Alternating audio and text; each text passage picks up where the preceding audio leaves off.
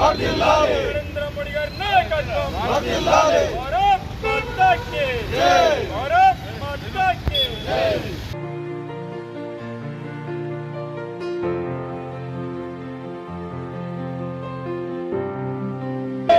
भारत माता की जय सालिदाम श्यामा प्रसाद मुखर्जी आशयाలను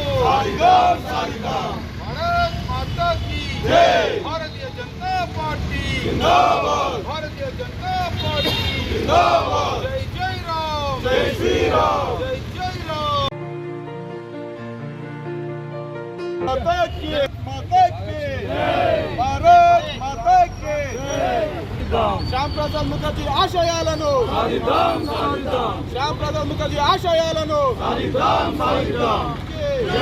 భారత్ మాతా కీ జై భారతీయ జనతా పార్టీ జిందాబాద్ భారతీయ జనతా పార్టీ జిందాబాద్ శ్యామ్ ప్రసాద్ ముఖర్జీ ఆశయాలను శ్యామ్ ప్రసాద్ ముఖర్జీ ఆశయాలను భారత్ మాతా కీ జై శ్యామాప్రసాద్ ముఖర్జీ గారు జయంతి సందర్భంలో వర్ధంతి సందర్భంలో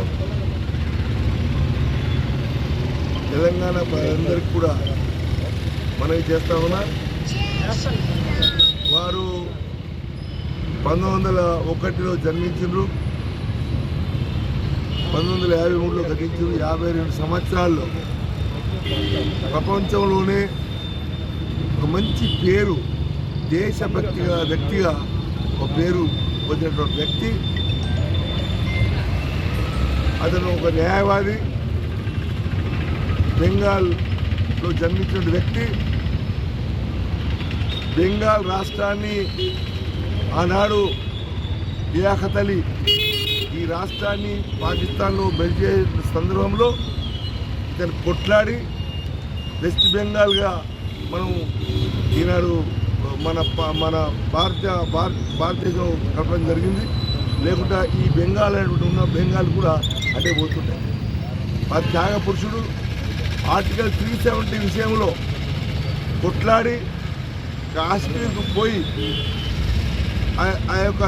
అతని యొక్క జీవితాన్ని అంకించిన వ్యక్తి.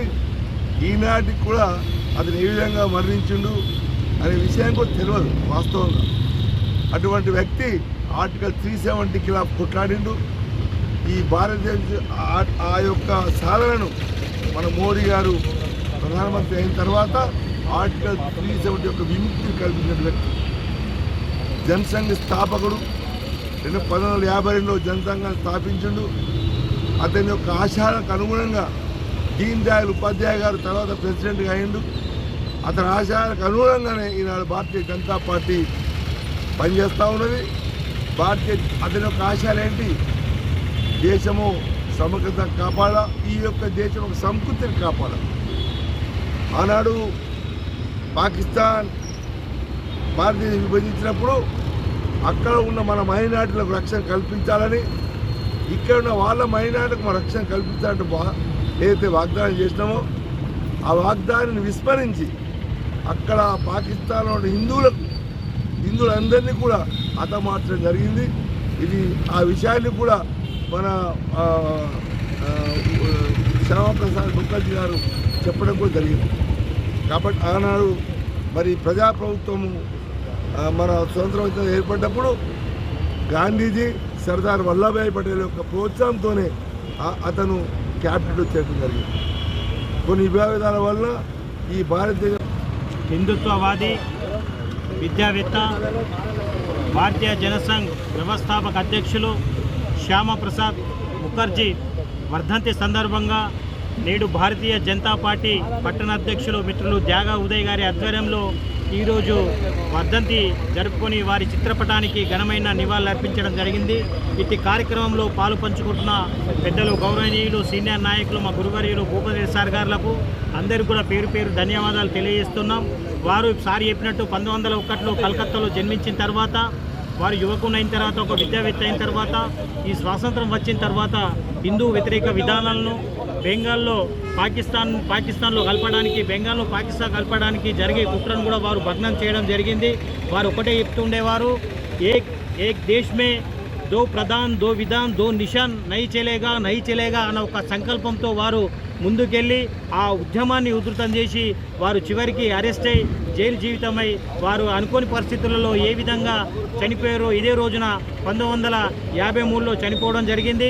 వారు 1951లో జనసంఘ్ పార్టీని ఏర్పాటు చేసిన తర్వాత ఆ పార్టీ నుంచే అక్కడ పార్టీలో పనిచేసినటువంటి అటల్ బిహారీ వాజ్పేయి గారు కానివ్వండి, ఎల్కే అద్వానీ గారు కానివ్వండి, ఈరోజు ఆ జనసంఘ్ నుంచి వచ్చి భారతీయ జనతా పార్టీని ఏర్పాటు చేసి శ్యామప్రసాద్ ముఖర్జీ ఆశయాలకు అనుగుణంగా ఈరోజు మోడీజీ నాయకత్వంలో ప్రతి పల్లెల గల్లీ నుంచి ఢిల్లీ వరకు సంక్షేమ పదాలు ప్రజలకు అందే విధంగా ఈరోజు మోడీజీ అందిస్తున్నారని మేము చెప్పక తప్పదు. ఆరు పట్టణ శాఖ ఆధ్వర్యంలో డాక్టర్ శ్యామప్రసాద్ ముఖర్జీ యొక్క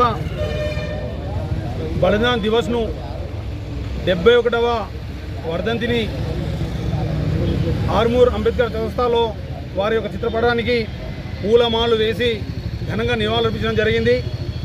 ఏ విధంగా అయితే గురువారులు ముప్పటి సార్ కానీ మా మిత్రులు మా అన్నయ్య అయినటువంటి గంగాధర్ గారు కానీ చెప్పినట్టు వారి యొక్క ఆశ ఆదర్శాలు ఏవైతే ఉన్నాయో, ఏక్ దేశ్ మే దో నిషాన్ దో ప్రధాన్ దో విధాన్ నై చలేగా అంటే ఒక దేశంలో 2 జెండాలు, 2 రాజ్యాంగాలు, 2 ప్రధానమంత్రులు దేశానికి నడవవు అనేటువంటి ఒక నినాదంతో వారు చలో కాశ్మీర్ అని పేరున కాశ్మీర్కు బయలుదేరి కాలినడకన కాశ్మీర్కు బయలుదేరి ఈ యొక్క దేశంలో ఒక సమగ్రమైనటువంటి ఆలోచనను తీసుకోవడానికి వెళ్తే ఆ కాశ్మీర్లో వెళ్ళిన తర్వాత అక్కడనే జైల్లోనే అనుమానాస్పదంగా మరణించడం జరిగింది.